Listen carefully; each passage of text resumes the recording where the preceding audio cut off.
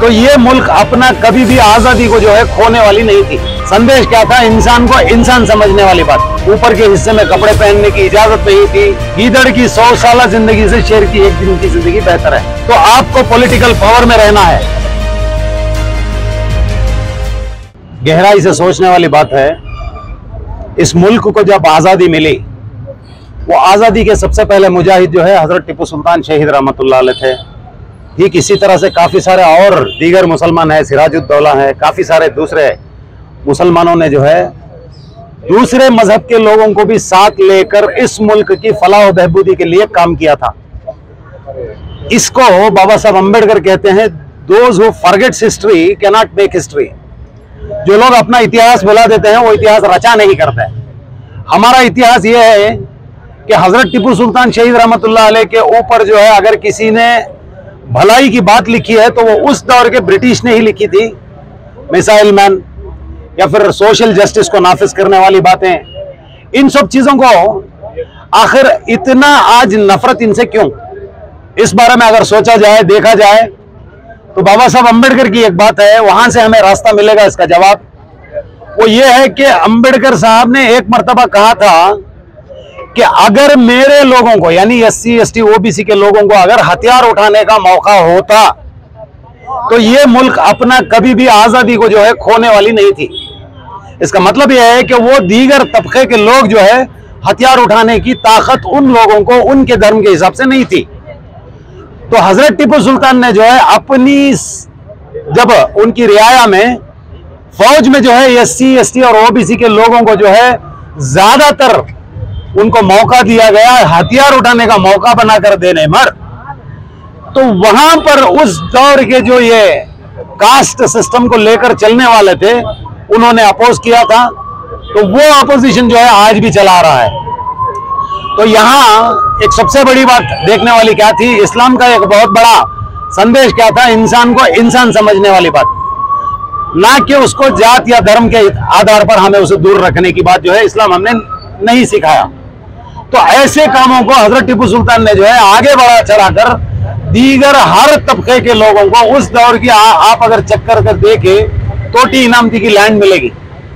जिस जात को गांव से बाहर रखा जाता था, जिनको प्रॉपर्टी लेने की या फिर प्रॉपर्टी रखने की इजाजत नहीं थी, उन लोगों को उस दौर के 5 एकड़ 6 एकड़ की जगह जो है अलॉट करना, ये सोशल जस्टिस उस दौर में जो है हजरत टिप्पू सुल्तान ने किया था। जब समाज के दूसरे गुलामी के तबकों में रहने वाले लोगों को जब बराबरी का हक देने का काम उन्होंने किया, तभी जो है उन पर तनकीद करना, अंदरूनी सियासत चलना, ये सब काम करते हुए उनको खुला पता हुआ था कि लोगों के साथ जो है नाइंसाफी हो रही है। कास्ट सिस्टम के ऊपर के हिस्से में कपड़े पहनने की इजाजत नहीं थी। तो उन लोगों को सोशल जस्टिस देते हुए, इंसाफ दिलाते हुए जो काम किया था, उसकी अपोजिंग का आखिर में जो है बहुत बड़ी जंग होने वाली है, इसका अंदाजा उनको था। आखिर में राय दी गई, तो राय दिए सूरत में उनकी जो बात थी, एक तरफ जो है मराठा, दूसरी तरफ निजाम, तीसरी तरफ ब्रिटिश थी। इतनी ताकतवर लोग होते हुए भी किसी ने उनको राय दिया कि आप सरेंडर हो जाइए या फिर उनकी बात को एक्सेप्ट कर लीजिए। वो शेर की एक आखिरी बात थी, आज हमारे नौजवानों को समझने की जरूरत है। गीदड़ की 100 साल जिंदगी से शेर की एक दिन की जिंदगी बेहतर है। आज हम लोग किस रास्ते पर खड़े हैं, या हम लोग या गीदड़ की जिंदगी जी रहे हैं या फिर शेर की जिंदगी जीने की कोशिश कर रहे हैं, हम लोगों को यह मुतालबा चेक करके देखने की जरूरत है। आखिरी जो पैगाम था हजरत टिप्पू सुल्तान शहीद रहमतुल्लाह अलैह की, जब शहादत हो गई, उनकी आंखें खुली हुई थी, उनके हाथ में तलवार वैसे ही थी।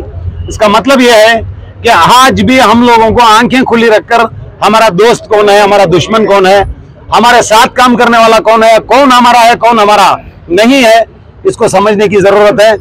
ठीक उसी तरह से तलवार हाथ में रखने का मतलब क्या है? Political powers.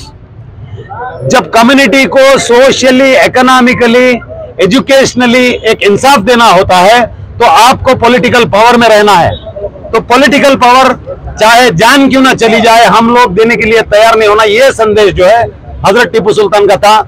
मैं समझता हूं आज के नौजवान इस मैसेज को समझने में कहीं थोड़ी बहुत कोताही हो गई है।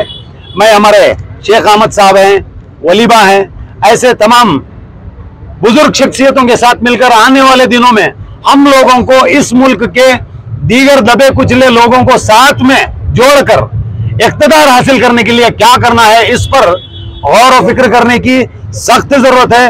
मैं आज आप तमाम के माध्यम से न सिर्फ मुल्क के बल्कि सारी दुनिया के लोगों को टिप्पू जयंती की शुभकामनाएं देते हुए मेरी बात को खत्म करता हूं। एजे खान, दलित माइनॉरिटी सेना, स्टेट प्रेसिडेंट। अगर आपने चैनल को सब्सक्राइब नहीं किया है तो जरूर सब्सक्राइब करें, बेल आइकन भी प्रेस करें ताकि खबरें आप तक बर वक्त पहुंच सकें। मजीद अपडेट्स के लिए आप व्हाट्सएप ग्रुप भी ज्वाइन कर सकते हैं, लिंक डिस्क्रिप्शन में मौजूद है।